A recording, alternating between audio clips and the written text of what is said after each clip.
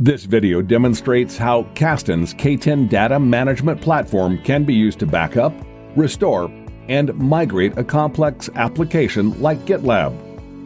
We begin by showing how K10 can automatically discover and manage all applications without requiring any operator or developer changes.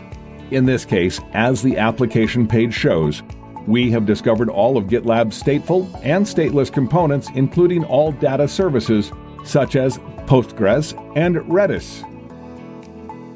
We will then go and create a policy to protect GitLab. As a part of policy creation, we will begin by giving it a name. We specify the action we want to perform, how often we want to perform that action, including sub-hour frequency, the retention period for all your backups, and then we select the application by name, but if needed, we could have used labels too.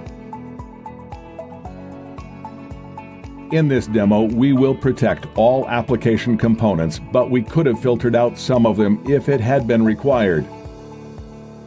Everything that you see is powered by an underlying Kubernetes native API, and the dashboard provides a bridge to that. This is the underlying YAML for the policy that was just created, and there are pointers on how to edit this from the command line via Kubernetes tools like kubectl if needed.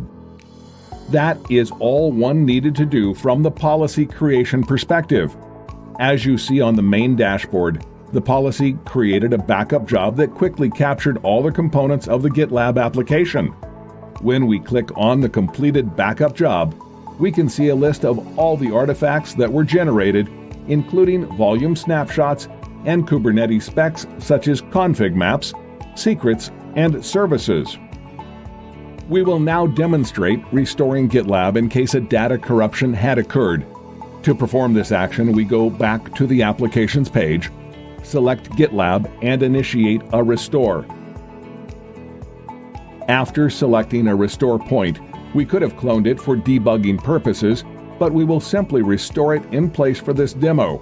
Once we confirm the restore, the system takes care of all required actions. In particular, it repaves the entire application stack and, in the span of a few minutes, recovers the entire GitLab application.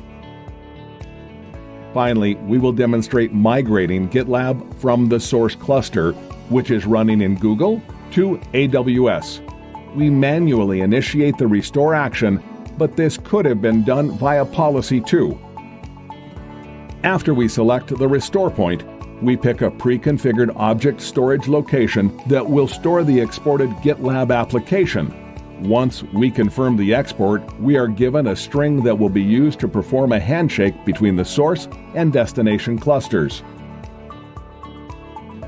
We copy this string to the clipboard so that we can use this on the destination cluster in a few seconds.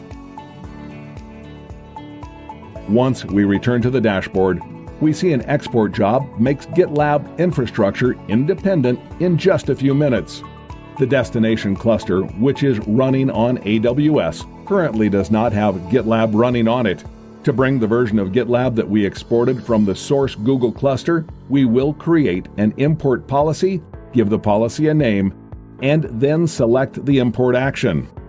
We also select Restore after import, which will automatically bring the application back up, then specify how often we want to check the object storage location for new data, and then use the handshake text we had copied from the source cluster a little while ago.